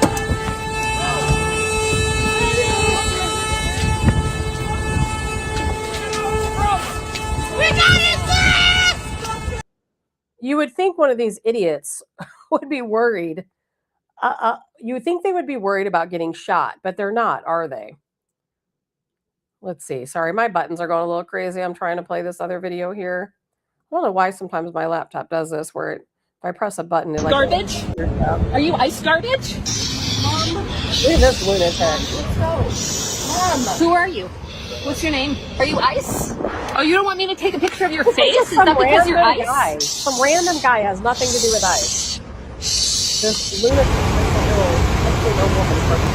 she needed to be arrested, didn't she? Let's see here. What do we got? She just stole her camera. This camera. Let's get her. No, give him the camera! You're gonna give him the camera! Just tell her to give him the camera back. Let me her! Give him the camera! What happened, Nick? They just stole my camera. Right out of your hand while you're in the car? That's what the fuck you wanted, right? That's the fuck you wanted, right? That's what you did. Man, listen, motherfucker. You better get the fuck up out of here. My daughter. You fucking coward. What the fuck are you, a coward, bitch? You have to leave. You a fucking coward. To rob you, motherfucker. Get the fuck up out of here. Bitch. You fucking coward. You a fucking coward, motherfucker. Nobody. Motherfucker, you trying to infect that shit. Nobody stepped in. Get the fuck up out of here, bro. $1,000 worth of You're equipment. fuck you, a fucking bitch. Did you call 9? Did anybody call 911? That's one. This is the Black Panthers. To do something about it if we see it happen. And to let motherfuckers know we won't tolerate nobody putting their hands on no black girls on this train. All power to the people. Right there. And you can see what's going on here. Here we have the Black Panthers. I mean, come on now. It says right here, the Black Panther Party will be patrolling the trains to ensure the safety of our children. What's going to happen is they're going to end up getting people killed. That's what's going to happen. They're going to end up getting people killed. That's what's going to happen. It is absolutely insane. People need to stay out of it. Jeannie says, oh my God, I want these people out of my country. Jay says, the guy wearing the mask is calling him a coward. Exactly. They don't want ICE to wear masks, but they all have a mask on. I played that in a big lump sum of videos because they're all the same. They all show the same thing. Mental illness. If you are somebody and you're out and you're following ICE around, you're stealing the cameras of journalists, you're pulling people out of their vehicle, taking their items, well, guess what? You deserve to be called mentally unstable. If you're one of those people and you're out there, you are mentally unstable. I have so many of these videos I could show you guys. I could play them around the clock 24/7 and keep a live feed. Absolutely mentally unstable these people are. And, Donald Trump gave a directive to ICE and to Border Patrol and to the Department of Immigration that, you know what, we've got to start highlighting and elaborating on who we're arresting because this is getting out of control. These people need to know. It doesn't matter. Here's the thing. I'm glad that Donald Trump did that, and I've shared some of those videos on my social media, but I'm telling you, it doesn't matter because we, the people who support ICE, we already know their mission, of course, is to arrest and detain people who have committed very violent crimes, not just simply because they're here in the United States illegally. They've committed some very serious violent crimes. And so therefore, we know what ICE's mission is. Now, the folks on the other side of the aisle, they don't care. It doesn't matter. You can push it in their face. You could show them, quite honestly, and I hate to say this, but I know it's true. You could have one of these illegals that are violent criminals assault one of them. You could have them grab one of their women, take them in a back room, sexually assault them, and they'll still protect that person, partly because they're paid to, partly because they're so incredibly mentally ill that they will come up with a reason why that illegal did what he did. They'll say, oh, you forced him to do that. You pushed him. You triggered him. It's not going to matter. I would love to say, okay, let's show them who each of these people are. Let's get all these illegals together that have committed these violent crimes and interview them and show all these people the interviews. It's not going to make any difference. These people don't care. They're putting their lives on the line, seriously, for these people. Some of you probably have seen the story that's been in the news where there was a couple who said that their children got pepper sprayed. Remember that story? Their children got pepper sprayed. Oh, we were just driving. Can't remember where they were going to maybe some kids' sporting event or coming back from. I can't remember. And we're just driving along, and ICE, sprayed pepper spray at us. We had to take our child to the hospital because he was so affected by the pepper spray. No, no, no, no. Lies. It was all lies. What these idiots did, and I hope they lose custody of their children. What they did is they, like so many others, they're not the only one. They happened to be driving by, they saw a protest, and they left their children unattended in the vehicle while they joined the protest against ICE. And yes, police were involved, ICE was involved. Yes, they sprayed pepper spray, not at the children, but at this group of agitators. And yeah, if you bring your children and your pets to one of these protests, guess what? You can expect to get pepper sprayed or worse. Don't do it. If you're bringing your children into this environment, you deserve to lose custody of your children. This is not a place for children. God forbid, don't bring your defenseless pets either. Jay says it's TDS and hypocritical because Obama deported 3 million illegals. I know. I've got videos of broadcasts of CNN and MSNBC talking about how wonderful Obama is making our country safer because we're taking these illegal criminals off the streets. But it is all about TDS. They hate Donald Trump. They hate anything he does. And your tax dollars are being funneled to these NGOs to pay these people and to go out and create this violence. There was another shooting yesterday of an illegal they were attempting to detain. If you read the headlines, it says shots fired, ICE fired on this, person they were trying to apprehend, whatever. No. Well, what happened and what they, of course, so conveniently leave out is they were trying to make an arrest. And this individual rammed his car repeatedly into ICE vehicles. And so, yes, they shots were fired. He was fine. They took him into custody. Absolutely ridiculous. And you know what? The media is to blame for a lot of this. The media is to blame. Oh, yeah. And Jay says the media even did a ride along in support of ICE. Yeah. Oh, it's so frustrating to me. Josh says we should round them up and send them to Greenland, keep them quarantined. Don't do that because that might be our escape. Democrats take back over, the Democrat regime takes over this country. We might be moving to Greenland. And let's see here. I got my comments working a little bit. Sandy says, is that true? What Kevin said, $80,000 to protest. Sometimes it's more than that. I have read that some of these career agitators are paid $150,000 per year. And, not only are they paid a cash stipend, but they're paid their room and board, they're paid mileage, they're paid for their vehicle costs, their gasoline, all types of things. It's absolutely insane. And let's see, Robert says, the fall of the Republic. Are we witnessing the start? Probably so. And Jay says, the guy wearing the mask, I was calling my coward. I know, pretty funny, isn't it? And I've probably missed some comments here. I'm trying to scroll through. And then the Black Panther, as soon as I saw the Black Panthers coming out of the woodwork, oh, we're going to come out. Who are you protecting? And why are you getting in this business? Why are the Black Panthers getting involved? And they're saying, oh, well, we don't just protect the Black community. We're out to protect everyone. Are you really? Are you really trying to protect people? Who are you protecting people from? Because I would like to think that you're protecting the community from these people who are going out and sexually assaulting, robbing, murdering people who are here in our country illegally, who are committing these very violent crimes. I would like to think that if you have a mission, it's to protect the people from those folks. But no, no, no, no, no. You're trying to protect people from ICE. Every single time you turn around, every single time. And I'm not talking about all Democrats. I'm not talking about all liberals. I'm talking about these groups of agitators we see, just as an example in Minneapolis, but it's taking place all across the country. They're bringing their weapons. Look again, the Black Panthers. They have weapons. They're threatening ICE directly. They're saying, you ICE, if you come to me, if you come near me, you're going to find out what I'm going to do. I mean, I'm not going to get into the expletives that they used. A direct threat to ICE. And the folks that run ICE, Bovino, Commander Bovino, he has not forgotten any of this. He knows what's going on. Trust me, they're watching.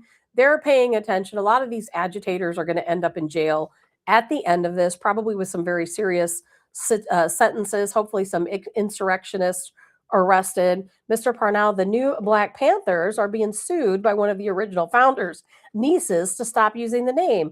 Yeah, I mean, I don't know a lot about the Black Panthers. I'm sure some of you know a lot more about them than I do. But yeah, from what I understand, this group of Black Panthers, they're calling themselves, are not part of the original group.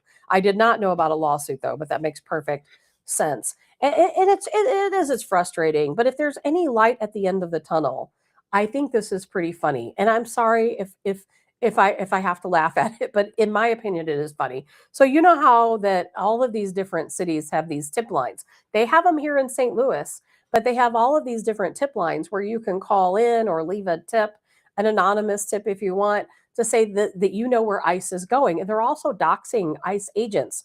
So you can contact this tip line and you can say, oh, this ICE officer lives at XXX Greenmount Road. Okay. Or this is where he works and is part time. This is his secondary work. Or this is where he goes to church. You can leave this private information. And then all of these morons, they go out and they take that data and they'll go to the house or the business or the church of this ICE officer and they get violent. They vandalize their house and their cars. And, we've all seen some of the idiotic things that they do, but they'll surround the officer's house. Well, what's so funny is I'm going to be very careful. Sorry. I don't want to blame any specific group, but I think it's kind of funny, kind of a tongue-in-cheek Black Lives, one of the Blue Lives, not Black Lives. One of the Blue Lives Matters groups was kind of laughing about this, and I'm like, I wonder if they're involved. And then I know that there was a couple other groups looking for volunteers, kind of playing them at their own game. And what they're doing is a lot of these groups are going out, journalists, random citizens, and they're taking photos of the license plates. And people want to blame it on ICE. ICE is not doing this. Yes, ICE does take photos of the license plates of these agitators. They are not the people who are doing the doxing of the agitators, but there's just random people out taking photos of the license plates of these various agitators, anti-ICE protesters.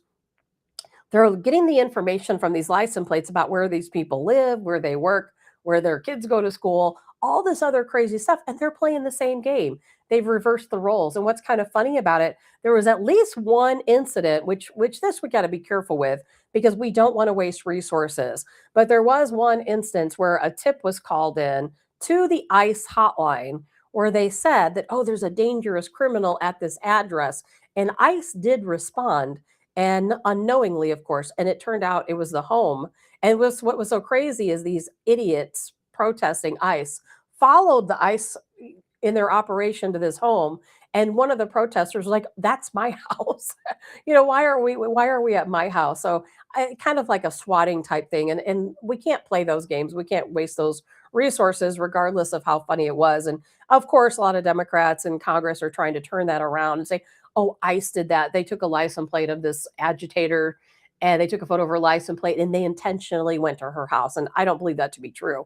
But I do know there's a lot of groups out there, a lot of veterans groups, some Blue Lives Matter, independent groups that are going out and they're asking people to volunteer, that if you're out at one of these protests, to take a photo of the license plate of these agitators and they're going to enter them into their own database. So what they're doing is these agitators are ended up doxing each other, which is pretty funny because they're saying, hey, here's this ICE officer and he lives at XXX Greenmount Road. And then all of the crazy agitators go to that house. It's pretty funny stuff if you ask me. I'm probably not explaining it as well as I could because I'm entirely too excited about it. She says, I wish people would follow them home and disrupt their lives. And that's the whole thing with these groups is they all say, well, change doesn't happen unless you make somebody uncomfortable. Yeah, how about we make them uncomfortable? How about, why we don't do that, Jeannie? Because we all have jobs. We all have jobs. We got families. We got things going on. We don't have time like they do. We're not being paid to go disrupt their lives. And that's the difference, I think, between us and them. But, like Robert said, man, things are happening, and this could be the tip of the iceberg. When we have active duty military coming into Minneapolis, and it sounds like that's going to happen. Yesterday, Commander Bovino was touring an area of Minneapolis, and people in they were following them around. I heard there was up to 30 cars following his caravan everywhere they went. 30. You know the danger that that puts ICE in, the risk that poses? They don't know who these people are. Are they armed? Do they have weapons? Do they have explosives? He has no idea, who these people are and what they're capable of. And then at one point they get out of their car, he's walking around and they're throwing food at him. Okay, food now, bullets next time. We don't know what these people are capable of. We need the military there. We need to put a stop to this. And while it's funny to dox them and send them to each other's homes and have them dox each other, it is funny, quite honestly. It's not the solution. It's funny and give them a little taste of their own medicine, but we've got to come to a solution. It's one thing to peacefully protest, as you guys know. If you want to peacefully protest and stand up for what you believe in, go do it. Good for you. Your Constitution protects that right. Go out and peacefully protest. These people are, as you saw from this line of videos I showed, they are anything but peaceful. Can you imagine these ICE officers? They're out, they're doing their job, they're cleaning up our country, they're getting violent criminals off the street. And these soccer moms, these white liberal soccer moms, they are the worst, aren't they? The white liberal soccer moms are the worst. They're all out, they're running after ICE, like that girl who was practically in her underpants, screaming at the officers, "What are you doing? Why are you doing this? Leave him alone. Where's the police report at?" These people have seriously lost. They've lost their minds. That's what it is. They have lost their minds. And we saw the video of that one other white woman, and she's attacking this poor guy. The story behind that video is there's this guy walking down the street because he had a face covering on and got out of a similar looking vehicle to what ICE might drive. She thought he was an ICE officer, and she's harassing him. She's following, she's pulling his cap off, trying to pull his face mask off, putting her camera like right in the middle of his face, and just completely going after this guy. And you can see her daughter in the background. Come on, mom, let's get out of here. But she doesn't. She puts her daughter in this very dangerous situation. It turns out this was just some random man walking down the road. He didn't do anything wrong. He has nothing to do with ICE. Thankfully, somebody called police. They did arrest her. You could see the look on her face because you know what? In her mind, she did nothing wrong. And she'll go back out and do the same thing the next day. These people don't care. They just don't care. They're fighting some kind of fight they think is happening that's really not. Jeannie says blow whistles and honking all night long. I know. Mental illness, absolutely mental illness. Josh, let's see here. A couple weeks back, they did from the top of a building. I'm not sure what you're speaking of. I guess you're replying to another comment. Jay says, I think it's a miracle. Oh, someone hasn't tried to shoot at an ICE officer. Yeah, I didn't hear about that, Josh. I didn't realize that somebody did try to shoot an ICE officer from the top of a building. I hadn't heard that yet. That's just crazy. And Mr. Parnell, ICE is using biometric technology to gather information on every illegal, the protesters, innocent people who just passed by. Yes, they are. And they've got some really good companies. We talked about that a couple of weeks ago. Palantir is one of them, working to pinpoint a lot of data. And, all of these ICE vehicles, they have cameras.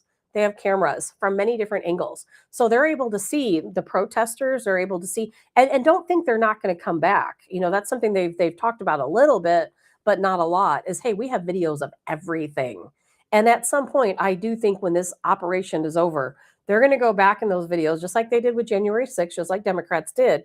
And they're going to say, okay, this is somebody who is a domestic terrorist. They followed us everywhere we went. They interrupted our operations. They kept us from making an arrest, or in some cases, ICE has had to evacuate an area because these people are so incredibly crazy and dangerous. I hope they go back. We don't see a lot of accountability. I'm not counting on it, but hopefully it will happen. I know they have the footage. And they've used the footage in some instances. They have gone back. They've carried out their mission, backtracked, and made arrests of people who were throwing items at them and attacking them. So there's a little bit of accountability taking place, just not on the scale that we need to see it.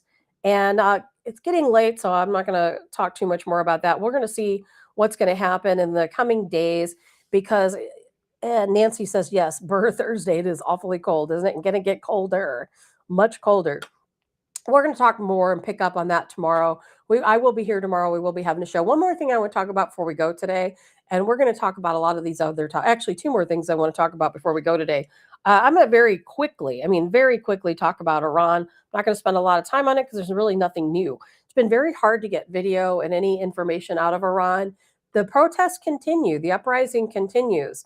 But the reason, again, like I said on Tuesday, we can't show a lot of the video is because unfortunately, what the regime is doing to these people is catastrophic. It's horrific, and burning people alive, shooting people down in the street, running them over with cars. They brought in the Hezbollah, they brought in Houthis and some other different terror type groups into the country, and these people are all going after the protesters. I've got one little video clip here I'm going to show really quick, and then we're going to completely change topics, and I'm going to talk a little bit about what's happening at Barnes Jewish Hospital right here in the St. Louis area, where surgeons are coming forward and saying we're having a really hard time getting a hold of sterilized equipment that we need for surgeries. So we're going to jump into that after talking about Iran. Tomorrow, we're going to pick up again on this protest and see if we have any active duty military who've finally been deployed to Minneapolis, because it's going to happen sooner, I think, rather than later. So here's this quick video of, and you'll see why we can't or show these videos.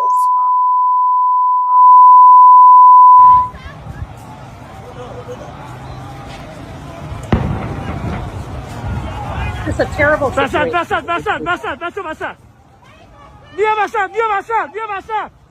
It's like a war zone, isn't it? It's like a war zone. The government is using all of their powers against the people. I'm hearing reports there are as many as 50,000 people in Iran who have been killed. People who have come out to fight for their freedom who have been killed. And I don't know why. I'm trying not to be critical of the Trump administration. I don't know why we're not out there. Why aren't we out there? Why aren't we doing something? Why aren't we holding up our promise? We started this. We started this. We, the United States and Israel, we started this. We gave these people the strength and the confidence to go up against the regime. We provided weapons to some of them. You know, this was our doing, like a kind of like a, I don't want to use the word false flag, but just a different type of CIA type operation that's taking place so that we could gain control of Iran and get rid of the regime and put the Shah potentially. I don't think Donald Trump's ever promised the Shah that he's going to come back, but you don't even hear anybody talking about it anymore. No one's doing anything. These people are getting slaughtered in the streets, and I don't know what's going to happen. It's very upsetting and frustrating to me. I think the Trump administration owes these people, and I think we need to do something right away. I don't know who told Donald Trump to stand down. I know he's got a lot of other things going on with Greenland and Cuba and Venezuela, but I'll tell you, we've got to do something to help these people. We started this. Now we've got to help it finish it, and we can't allow these people to be slaughtered in the streets. There probably won't be any updates on that tomorrow because I don't expect anything new to happen. But if there is, we're going to talk about it. Now, before I have to make a run for it, and I'm going to show you this little quick video here. I was kind of surprised when I saw this that this lady, I don't know who she is. She's a podcaster. I don't believe she's in St. Louis or, you know, from this area, but she was receiving information from nurses at Barnes Jewish Hospital in St. Louis saying, hey, we're having a really big problem here. We're not getting sterilized equipment. You can hear it in her own words. It's a pretty short video, and I'm not going to play the whole thing, but we're going to play a few minutes here. I mean, a few seconds. War nurses, sterile processing peeps, you're going to want to weigh in on this. Okay, Barnes Jewish Hospital, St. Louis, Missouri.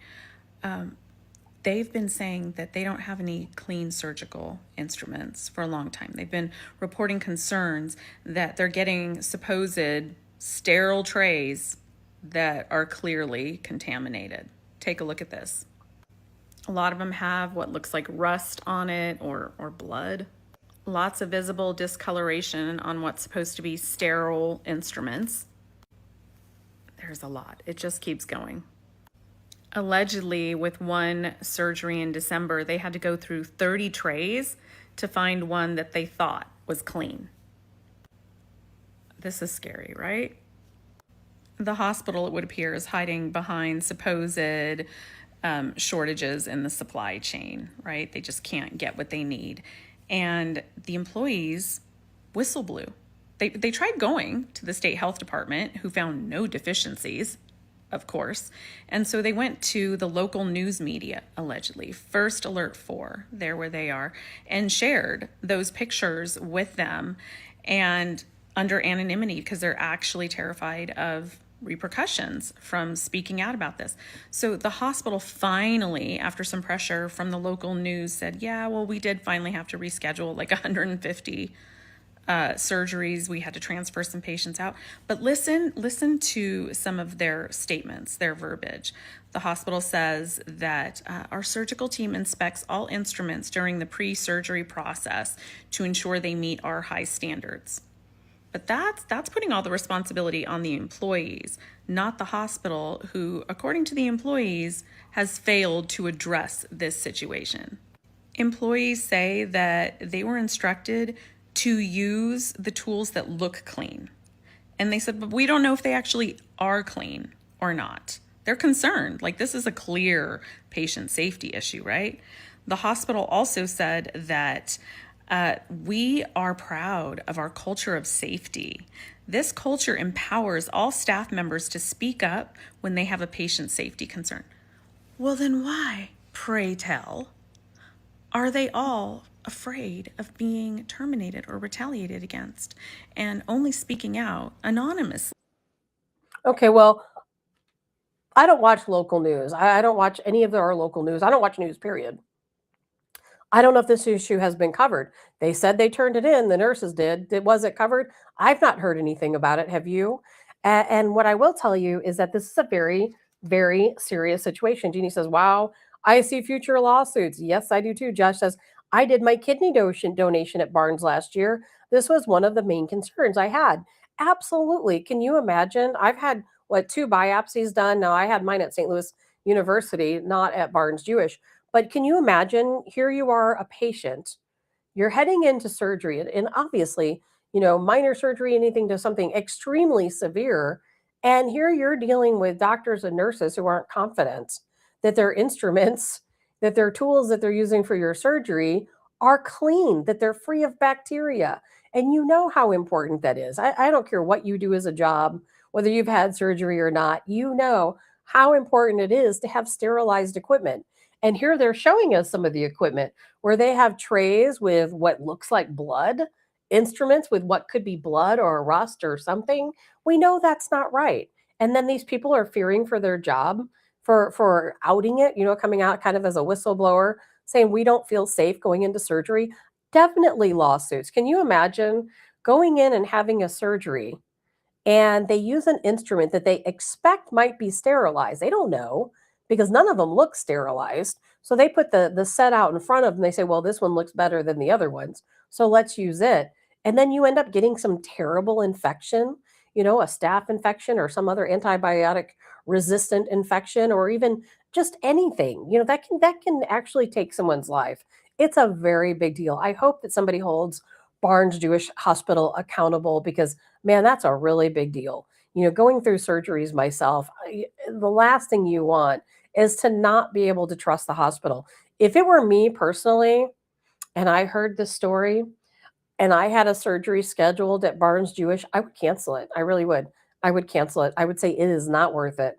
I will find a doctor. I will find a surgeon somewhere else. I am not going to go there. So it's pretty scary, quite honestly. And Brenda says, why this hospital? Why this hospital specifically? Brenda, I don't know. And I tried to look that up. I didn't see anything about it, why this hospital specifically. And it did kind of, make me think of a broader question, like, is this happening everywhere? And maybe people just haven't spoke up. I'm assuming, now I don't know how this works at the hospital. If any of you are nurses or doctors, or work within that type of healthcare environment, definitely chime in. I'm assuming that they do a surgery, they take all of those tools and they probably outsource them, send them to another company for sterilization. I kind of doubt they do it in-house. They probably send them off, another company processes those, re-sterilizes them, and sends them back. So I'm guessing that whatever company they're using is sending them these items that are seemingly not sterile, that maybe that company no longer has the best practices for sterilization, or maybe they've recently switched providers. No one seems to get into that information. And maybe this is a bigger thing that's happening in other areas, and we've just not heard about it. Maybe some of these nurses at Barnes Jewish Hospital have come forward as whistleblowers, and maybe they're just not coming forward at other area hospitals. There's a lot more questions than answers, that's for sure. But I do hope that somebody investigates and gets to the bottom of this, because it's a very very serious issue. If you have 20 trays and only what did she say? Like one of them out of 20 seemed sterile. They couldn't even be sure, but seemed sterile. That's a really big problem. A really big problem. And Josh says maybe it is Chinese sabotage. Maybe, I don't know. It could be, we do know that China does provide a good portion of what we use in our surgery rooms. It's certainly possible. And I don't know. I don't have the answers, but I'm going to look into it a little bit further, see if I can find some answers. I came across that last night. I'm like, this is such a big deal. They're really playing games with people's lives. And I realized the team, they're like, okay, we have to do the surgery. Here's our, plethora of surgical tools that we need to use. And we don't know if they're clean or not, but we still have to do the surgery. Let's just pick the best one. I mean, what a position to put these people in. They understand how important sterilization is. It's a bad situation there. But we'll pick back up on that. If I learn some additional information, maybe one of these local news stations will start covering it. And maybe Barnes Jewish will step up and be accountable for what's going on. The whistleblowers shouldn't be, these nurses, they shouldn't feel like they're going to get fired for speaking out the truth that's going to potentially save lives. So we're going to follow that story along. If you guys hear anything about it, definitely let me know. So don't forget today, do your weather prep today. Do your weather prep today. One direction or another, we're going to have really cold weather, a very good possibility, 8 to 10 inches of snow across the St. Louis area, freezing ice and rain down to our south, extremely cold temperatures up to our north. So no matter where you live, if you're in the United States, you're probably, unless you're further out on the West Coast, you're probably facing some weather extremes, this coming weekend. To the south starting tomorrow. For us folks in the general St. Louis metropolitan area, it's going to probably start anywhere from Saturday morning to Saturday afternoon, and potentially, depending on if the storm moves, it could even be Saturday evening. So definitely make those plans today. I'm getting all my winter prep done today. I am not waiting until tomorrow. We'll pick back up tomorrow. We'll have a lot more information about the weather and any fluctuations in the pattern by then. Right now, we're narrowing it down. The meteorologists say they're narrowing it down, but we're not there yet. So it's still pretty unpredictable, but we've got some bad weather coming one way or the other. So I hope you guys have a good day. I will be back tomorrow. We're going to talk a little bit more about what the weather trends are in the morning. We're going to talk about aliens, disclosures, what's coming. We're going to talk about that bank warning that took place in Europe recently, about them, preparing for disclosure and the fallout that comes after that. We're going to talk about all of that. We're going to talk about some health stuff and why some of us are immune compromised. Is it because of COVID? Is it because of us not taking care of our bodies? Is it a combination of both? So we're going to jump into that stuff as well. So hopefully we will see you all back tomorrow. I hope you guys all have a fantastic day. Stay warm out there. Get your prep done. Don't procrastinate like I usually do. Get it done. I hope you guys have a good day, and I will look forward to seeing you all tomorrow. I'm Tabitha Hassell with Tabs on